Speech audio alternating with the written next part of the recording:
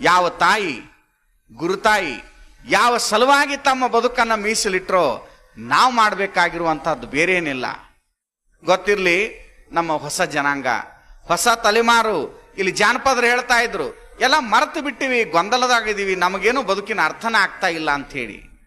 ಹೆಂಗಾಗಿ ಬಿಟ್ಟದಂದ್ರೆ, ದಿವಸ ಗೊತ್ತಿರಲಿ ನಿಮಗೆ, ದಿವಸ ನಮ್ಮ ಮಠಕ್ಕೊಬ್ಬ ಹುಡುಗ ಬರ್ತಿದ್ರಿ, ಬಂದ ನಮಸ್ಕಾರ ಮಾಡಿ ಗಂಟಿ ಬಡದ ಅಗದಿ ಖುಷಿ ಒಳಗೆ ನಮ್ಮ ಮಾತಾಡಿಸಿ ಹೋಗ್ತಿದ್ದ.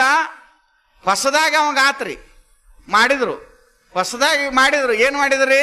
ಭಾಳ ಶೇಣರಿ ಮೆತ್ತಗೆ ಹೇಳತ್ತೀರಿ, ಮಾಡ್ಯಾರ ಅದನ್ನ ಮಾಡೋದು ಯಾವ್ದ್ರಿ? ಅದನ್ನ ರೀ.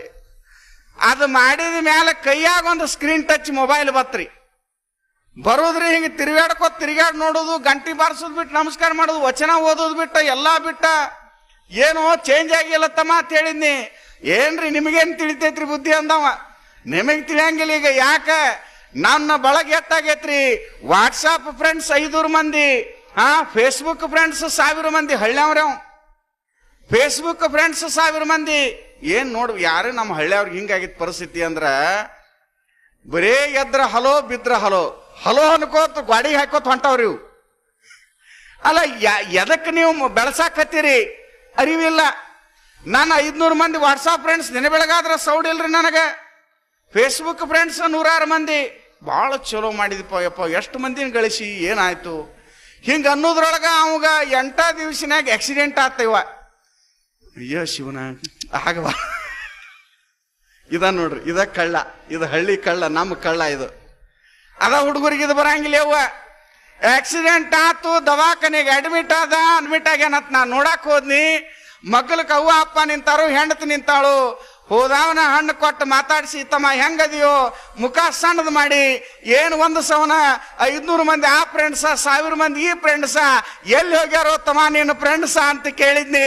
ಮತ್ತ ಟಳಾಕ್ ಹತ್ತಿದ, ಯಾವ ಮೊಬೈಲ್ ಫ್ರೆಂಡ್ಸ್ಗಳು ನಿನ್ನ ಕಷ್ಟದಾಗ ಬರಂಗಿಲ್ಲ ತಮ್ಮ, ನಿನ್ನ ಕಷ್ಟದಾಗ ಬರೋರು ನಿನ್ನ ತಂದೆ ತಾಯಿಗಳು ಮತ್ತು ಗುರುಗಳು ಅನ್ನೋದನ್ನ ತಿಳ್ಕೊ ಅಂತ ಹೇಳಿದ್ ನಾನು. ನಿನ್ನ ಕಷ್ಟದಾಗ ಬರಾಗ ಬಿದ್ದಾಗ ಎತ್ಕೊಳ್ಳುವಂತ ಪುಣ್ಯದ ಪೃಥ್ವಿ, ಪುಣ್ಯದಾಲಯ ಅಂದ್ರ ಅದು ಈ ಮಠ. ಈ ಗುರುಗಳು, ಗುರುಮಾಂತಪ್ಪಗಳು ನಿನ್ನ ಎತ್ತುಗೊಳಕ್ ಬರ್ತಾರ, ನಿನ್ನ ತಂದೆ ತಾಯಿ ನಿನ್ನ ಜೋಪಾನ ಮಾಡ್ಕೊಳಕ್ ಬರ್ತಾರ. ಮೊಬೈಲ್ ಹಿಡ್ಕೊಂಡು ಹಾಳಾಗಬೇಡ್ರಿ. ಎಷ್ಟೋ ಜನ ನಿನ್ನೆ ಅಥಣಿಗೆ ಬಂದಿದ್ದ, ಜಗತ್ತಿನ ಅದ್ಭುತವಾದ ಇತಿಹಾಸ ನಿರ್ಮಾಣ ಮಾಡಿರುವಂತ ಪ್ರತಾಪ್, ಡ್ರೋಣ ಪ್ರತಾಪ್ ಕೇಳಿದಿರಿ ನೀವು. ಅವ ಒಂದು ದೊಡ್ಡ ಅದ್ಭುತ ವಿಜ್ಞಾನಿಯಾಗಿ ಸಾಧನೆ ಮಾಡ್ಯಾನ. ಸಣ್ಣ ವಯಸ್ಸಿಗೆ ಬಡವ, ಸಣ್ಣ ಹುಡುಗ, ಅಂತವ್ನ ಅಪ್ಪ ಅವರೆಲ್ಲ ಸನ್ಮಾನ ಮಾಡ್ಯಾರ. ಆ ಹುಡುಗ ಒಂದ ಮಾತಂದ, 1 ವರ್ಷದ ಅವಧಿಯೊಳಗೆ ಸಾಧನೆ ಮಾಡಿ ಇಡೀ ಜಗತ್ತಿಗೆ ಆಶ್ಚರ್ಯ ಪಡುವಂತ ದೇಶದ ಒಂದು ಚಿಕ್ಕ ವಯಸ್ಸಿನ ವಿಜ್ಞಾನಿ ಅಂತ ನಾನು ಪ್ರಶಸ್ತಿ ಪಡಿಬೇಕಾದ್ರೆ ಅಪ್ಪಗಳ ಬ್ಯಾರೆ ಏನೂ ಮ್ಯಾಜಿಕ್ ಮಾಡಿಲ್ಲ. ನಾನು ನನ್ನ 1 ವರ್ಷದ ಅವಧಿಯೊಳಗ ಖರೆ ಹೇಳ್ತೇನ್ರಿ, ಮೊಬೈಲ್ ಸ್ವಿಚ್ ಆಫ್ ಮಾಡಿ 1 ವರ್ಷ ಮೂಲ್ಯಾಗ ಹೋಗದ ನಾವು ಹೊಳ್ಳೆ ಮುಟ್ಟೇ ಇಲ್ರಿ, ಅದಕ್ಕೆ ನನಗೆ ಪ್ರಶಸ್ತಿ ಬಂದದರಿ. ಯಾವ ಚಪ್ಪಾಳಿ ಬಾರಿಸ್ತಾವ ಈ ಕೈಯ, ಅವ ಹೊಳ್ಳಿ ಹಿಡಿತಾವ ಅಂತಿದ್ರು ಅವ್ರ ಹಪ್ಪಗಳು. ಯಾವ ಚಪ್ಪಾಳಿ ಬಾರಿಸ್ತಾವ, ಗತ್ತಿಗೆ ಬೆಳಿತಾವ, ಗಂಟೆ ಬೆಳಿತಾವ ಅಂತಿದ್ರಲ್ರಿ. ನಾನು ಯಾಕೆ ಈ ಮಾತು ಹೇಳ್ತೀನಿ ಅಂದ್ರ, ನಿನ್ನೆ ಒಂದು ಕಾಲೇಜ್ಗೆ ಹೋಗಿದ್ದು ನಾನು. ಇಲ್ಲಿ ನಮ್ಮ ರೈತ ಬಂಧುಗಳು ಬಳಗ ಐತಿ, ಎಲ್ಲ ಹಿರಿಯರಿದ್ದೀರಿ ನೀವು. ನಮ್ಮ ಮಕ್ಕಳಿಗೆ ಏನನ್ನ ಕೊಟ್ಟು ಹೋಗ್ಬೇಕಾಗ್ಯದ? ಈ ಇತಿಹಾಸದ ಸೂಕ್ಷ್ಮತೆಗಳನ್ನು ಕೊಟ್ಟು ಹೋಗ್ಬೇಕಾಗ್ಯದ. ನಿಮಗೆ ಎಷ್ಟು ಜನರಿಗೆ ನಿಮ್ಮ ತಂದೆ ತಾಯಿಗಳ ಹೆಸರು ಗೊತ್ತ? ಕೈ ಎತ್ತರಿಪ್ಪ ಅಂತ ಕೇಳಿದ್ ನಾನು. ಇಲ್ಲ ಮಗ್ಲಕ ಕಾಲೇಜ್, ಅದನ್ನು ಹೇಳೋದು ಬೇಡ. ಅವಾಗಂದ್ರ ಅವ್ರು, ಏನ್ರಿ ಏನು ದೊಡ್ಡ ವಿಷಯ ಕೇಳಾಕತ್ತೀರಿ ಅಂದ್ರ ಅವ್ರು ಹುಡುಗರೆಲ್ಲ, ಏನ್ ನಮ್ಮ ತಂದೆ ತಾಯಿಗಳ ಹೆಸರು ಗೊತ್ತ, ಎಲ್ಲರಿಗೂ ಗೊತ್ತ್ರಿ ಅಂತ ಕೈ ಎತ್ತಿದ್ರು. ಬಹಳ ಸಂತೋಷಪ್ಪ, ಬಹಳ ಸಂತೋಷ. ನಿಮ್ಮ ಮುತ್ಯಾನ ಹೆಸರು ಎಷ್ಟು ಜನರಿಗೆ ಗೊತ್ತು ಅಂತ ಕೇಳಿದ್ನಿ. ನಾ ಅರ್ಧ ಏನು ಮೊದಲು ಎತ್ತಿದ್ರೆ ಅಪ್ಪನ ಹೆಸರು ಅಂದಾಗ ಅದು ಅರ್ಧಕ್ಕೆ ಬತ್ರಿ. ಅದು ನಾ ಮುತ್ಯಾನ ಹೆಸರ್ರಿ ಅನ್ಕೋತ ಕೈ ಅರ್ಧಕ್ಕೆ ಬಂತ್ರಿ. ಅದ ಮುಂದ ನಿಮ್ ಮುತ್ಯಾನ ಹೆಸರು ಎಷ್ಟು ಜನರಿಗೆ ಗೊತ್ತಾ? ನಮಗೇನು ಯಾರಿಗೆ ಗೊತ್ತಿಲ್ರಿ ಅಂದ್ರ ಅವ್ರು. ಅಪ್ಪನ ಹೆಸರು ಗೊತ್ತಿದ್ದವ್ರಿಗೆ ಮುತ್ಯಾನ ಹೆಸರು ಗೊತ್ತಿಲ್ಲ, ಅದ್ರ ಮುತ್ಯಾನ ಹೆಸರು ಗೊತ್ತಿಲ್ಲ, ಏನೂ ಗೊತ್ತಿಲ್ಲ. ಇರ್ಲಿ, ಗೊತ್ತಿರ್ಲಿ, ಪರವಾಗಿಲ್ಲ. ಅದ್ರಾಗ ಇನ್ನೂ ಕೆಲವು ಹೆಸರು ಹೇಳ್ತೀನಿ, ಎಷ್ಟು ಜನರಿಗೆ ಗೊತ್ತು ಕೈ ಎತ್ರಿ. ಅವಾಗ ಒಂದು ಮಾತು ಕೇಳಿದೆ ನಾನು, ಬಸವಣ್ಣನ ಹೆಸರು ಎಷ್ಟು ಜನರಿಗೆ ಗೊತ್ತು? ಎಲ್ಲರೂ ಕೈ ಎತ್ತಿದ್ರು. ಮಹಾವೀರ, ಬುದ್ಧ, ಜ್ಯೋತಿಬಾ ಫುಲೆ, ಶಿವಾಜಿ ಮಹಾರಾಜ್, ಅಕ್ಕಮಹಾದೇವಿ, ಮೀರಾಬಾಯಿ, ಲಲ್ಲೇಶ್ವರಿ ಹಿಂಗೆಲ್ಲ ಕೇಳ್ಕೊತ ಹೋದ್ನಿ. ನನಗ್ ಗೊತ್ತ್ರಿ ಅಂತ ಕೈ ಎತ್ತಿದ್ರು. ನಾ ಮತ್ತೊಂದು ಪ್ರಶ್ನೆ ಕೇಳಿದೆ, ಇವ್ರು ಯಾರು ನಿಮಗ ಹತ್ತಿದವರು ಅಲ್ಲ, ರಕ್ತ ಸಂಬಂಧಿಗಳಲ್ಲ, ನಿಮ್ಮ ಜೊತೆಗೆ ಮನ್ಯಾಗ ಹುಟ್ಟಿದವರಲ್ಲ. ನಿಮ್ಮ ಮನ್ಯಾಗ ಹುಟ್ಟಿದವ್ರ ಹೆಸರು ಮರ್ತೀರಿ, ಇವ್ರ ಹೆಸರು ಯಾಕೆ ನೆನಪಿಟ್ಕೊಂಡಿರಿ ತಮ್ಮ? ಅವಾಗ ಒಂದು ಮಾತನ್ನು ಹೇಳಿದೆ ಬಂಧುಗಳೇ, ಆ ಮಾತನ್ನು ನಿಮಗೆ ಹೇಳ್ತೀನಿ ನಾನು. ಯಾರು ಮನೆಗಾಗಿ, ತಮ್ಮ ಮನೆತನಕ್ಕಾಗಿ, ತಮಗಾಗಿ ಯಾರು ಬಾಳ್ಯಾರ, ಯಾರೂ ನಿಮ್ಮನ್ನ ನೆನಪಿಡಂಗಿಲ್ಲ. ನಾಡು ನುಡಿ ಸಂಸ್ಕೃತಿ ಸಮಾಜ ಅಂತ ಯಾರು ನೆನಪಿಸ್ಕೊಳ್ತಾರೋ ಇಡೀ ಜನಾಂಗವೇ ಅವನ್ನ ನೆನೆಸ್ತದ ಅನ್ನುವಂಥ ಮಾತು ಹೇಳಿದೆ. ಅಂಥ ಜನಾಂಗ ನೆನೆಸುವಂಥ ಕಾಲ ಆಗಬೇಕು. ಮಹಾಂತ ಶಿವಯೋಗಿಗಳನ್ನ, ನಾಡಿನ ಎಲ್ಲ ಪುಣ್ಯಾತ್ಮರನ್ನ ಯಾಕೆ ನೆನೆಸ್ತೀವಿ ಅಂತಂದ್ರ, ಇಡೀ ಜನಾಂಗಕ್ಕಾಗಿ ಸಮಾಜಕ್ಕಾಗಿ ಸವಿಸಿದರು ತಮ್ಮ ತನುವ, ಸಂಸ್ಕೃತಿಗಾಗಿ ಸುರೆಗೈದರು ತಮ್ಮ ಧನವ, ಶಿವಯೋಗಕ್ಕಾಗಿ ಮೀಸಲಿಟ್ಟರು ತಮ್ಮ ಮನವ, ತನು ಮನ ಧನ ವಂಚಕನಲ್ಲವಯ್ಯ ಅಂತ ಡಾಕ್ಟರ್ ಜಚಿನಿಯವರು ಈ ಮಾತನ್ನ ಬರೀತಾರೆ. ಆ ಕಾರಣಕ್ಕಾಗಿ ನಾವು ತನು ಮನ ಧನ ವಂಚಕರಾಗಬಾರದು. ನಿಮ್ಮನ್ನ ಲಿಂಗ ಕಟ್ಟಿ ಭಸ್ಮ ಹಚ್ಚೋದು ಅಷ್ಟ ನಮ್ಮ ಉದ್ದೇಶ ಅಂತ ಅಲ್ಲ. ಇದೊಂದು ಕ್ರಾಂತಿ ಅದ, ಇದೊಂದು ಹೋರಾಟ ಅದ, ಜಾತ್ಯತೀತ ಪರಿಕಲ್ಪನೆ ಅದ.